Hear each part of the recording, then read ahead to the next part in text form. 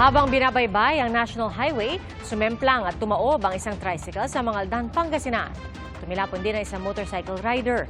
Ayon sa Barangay Council, nasa parehong lane ang motorsiklo at tricycle na magtangkang mag-overtake ang rider, pero tumama siya sa sidecar ng tricycle. Sugatan ng rider at driver ng tricycle, pati ang mga pasahero nito. Nagkasunod na raw ang dalawang panig. May apela ang DOH sa kabataan kasunod ng unang kaso ng pagkamatay sa Pilipinas na posibleng may kinalaman sa vape. Saksi, si Mark Salazar.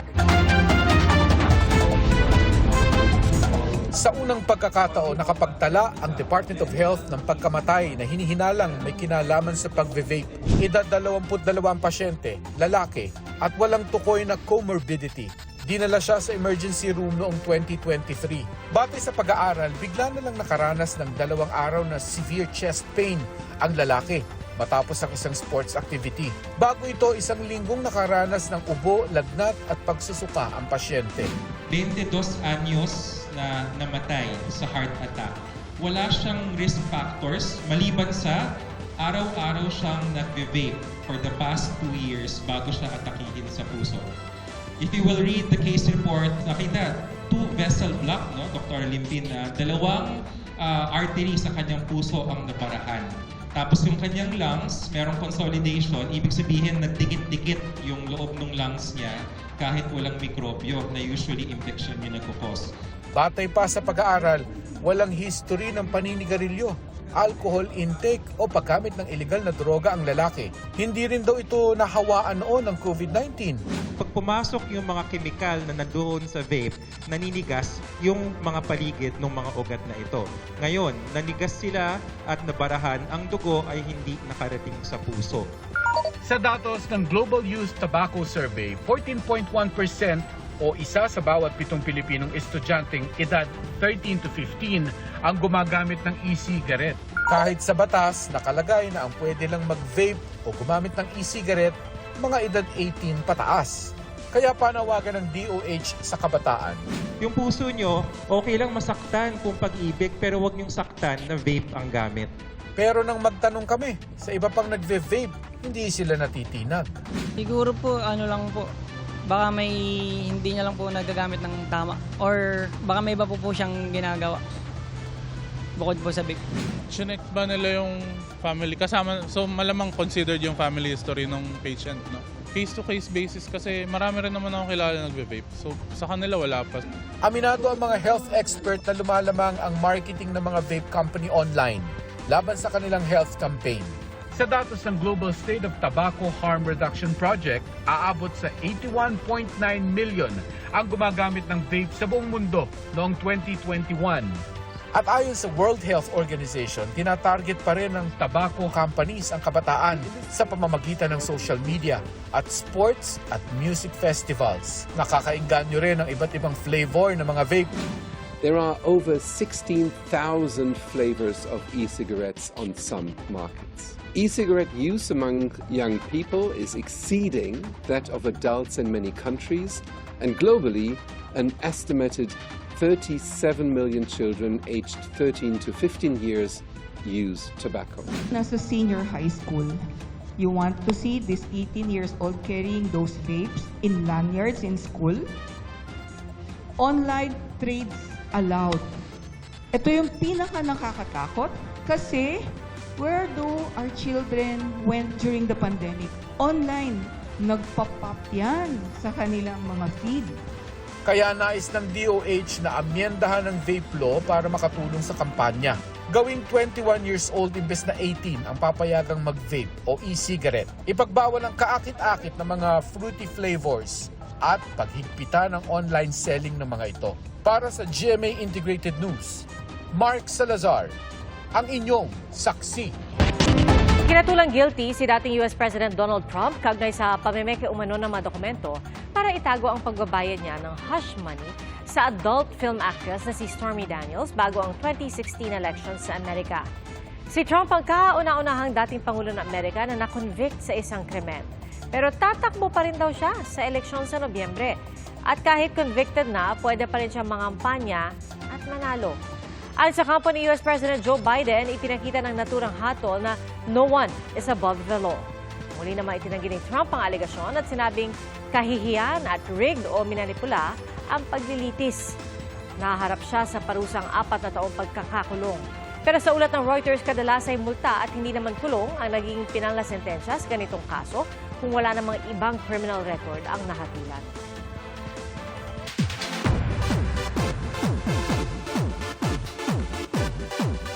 It's a good day for Yuenas dahil nasa bansa na ang Love Wins All singer na si IU. Bukas na nakaset ang concert ni IU kung saan kakantahin niya ang ilan sa kanyang hit songs. Nasa Pilipinas na rin ang isa pang K-pop soloist na si Bang Ye-dam para sa kanyang fan meeting. Nagliyab ang isang tricycle sa tabi ng highway sa Camarines Norte kaninang umaga. Pero nang rumesponde ang mga bombero, hindi nakapagbuga ng tubig ang kanilang truck. Maagap ang matindera sa paligid na nagbuhos ng tubig sa tricycle para maapulang apoy. Paliwanag ng Municipal Fire Marshal, bumigay ang switch ng kanilang pump dahil lumang-luma na ito. Halos kinakalawang at butas-butas na rin daw ang hose ng truck. Nilinaw rin nila na laging puno ng tubig ang naturang truck. Kwestiyon ni Senator Francis Tolentino kung ano ang naging basehan ng PNP Highway Patrol Group sa paghuli sa dalawa niyang motorcycle escort na taga-MMDA. Nasita ang dalawang rider habang kakonvoy nila si Tolentino dahil sa umano'y illegal na police markings sa kanilang motorsiklo. Pero wala pa raw guidelines tungkol dito at binanggit ni Colonel Gene Fajardo, tagapagsalita ng PNP, na bubuo pa lang sila ng interagency team na babalangkas sa panuntunan sa pagtugis ng mga illegal na gumagamit ng markings at marked vehicles. Kinalmahan din ni Tolentino ang anyay maling impormasyong sinabi ni Fajardo na nakasuot ng police uniform ang mga nahuling rider. Ay kay Fajardo, iba ang tinutukoy niyang kaso nang magbigay ng pahayag sa isang press call. Nung ako po ay ini-interview po ninyo, ay hindi ko pa po alam yung istorya po about doon sa MMDA. I was surprised na lamang po na, again, with due respect po sa ating kagalang-galang po na Senator Tolentino, kung siya po ay na-offend in any way, ako po ay humihingi po ng paumanhin. Pero wala po tayong intensyon na i-drag po siya dito po sa issue na ito.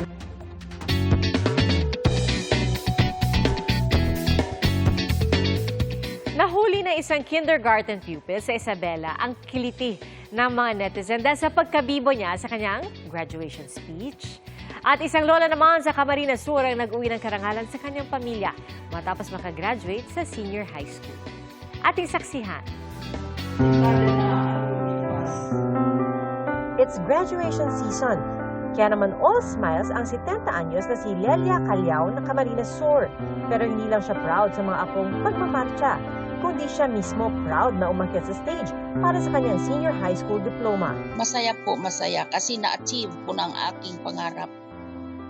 Ang pangarap ko lang po, ma'am, na makakuha po ng diploma. Kwento ni Lola, third year high school lang ang natapos niya noon dahil sa problema sa pera. 2021 nang bumalik siya bilang grade 10 student sa pamamagitan ng alternative learning system. At sa kanyang tagumpay, sino pa bang biggest supporters niya kundi ang 11 anak at 31 apo. Proud ako sa kanya kasi naka-akyat pa rin siya kahit alam mo yung dalawa lang kami na hanggang doon sa last stage niya ng high school journey. Pero hindi pa tapos ang edukasyon para kay Lola Lelia. Dahil ang susunod na goal, makapagtapos ng kolehiyo para maging isang guro. Wala nga sa limit sa edad. Kung gusto mong mag-aral, kung gusto mong ma-achieve ang mga pangarap mo or mga goals sa buhay, wala pong hadlang yun. Age is just a number para rin sa 10 senior citizen na nagtapos ng elementarya at high school sa Nueva Ecija. Kabilang dyan sina Lola Laureta de la Cruz at Lola Lolita Simbulan na parehong 80 anyos. Kahirapan daw ang dahilan kung bakit hindi sila nakakuha ng formal na edukasyon. Kaya naman na mabigyan ng pagkakataong makapag-aral, hindi na sila nagdalawang isip pa. At bukod sa diploma, nakatanggap din ng Model of the Youth Award ang 10 senior citizen. From the young at heart na nakapagtapos, pumunta tayo sa mga literal na young na sumabak sa graduation speech. Good afternoon, everybody. Kinaaliwan ng netizens ang speech ng 6 na taong gulang kindergarten pupil na si Maverick Cyrus Pelayo mula Isabela. Matatas sa Ingles at wala pang binabasa. I really enjoyed going to school. And thank you to all my teachers. Bilib na bilib naman ang mga guro at bisita sa naging heartfelt message ni Mavi. To my classmates and friends, I hope to see you in the next school years as we continue to study hard for a brighter future. To my mommy, daddy, my lola and lola, my kuya and ate and tita and titos. Thank you for the love and support you have given me. At mga kapuso, simula po sa Lunes, mas maagi nang mapapanood ang Saksi pagkatapos na ng asawa ko. At salamat po sa inyong pagsaksi. Sa ngalan ni Igan Arnold Clavio, ako po si PR Kanghel para sa mas malaking misyon at sa mas malawak na paglilingkod sa bayan. Mula sa GMA Integrated News, ang News Authority ng Filipino. Hanggang sa Lunes, sa bago po naming oras, sama-sama tayong magiging saksi.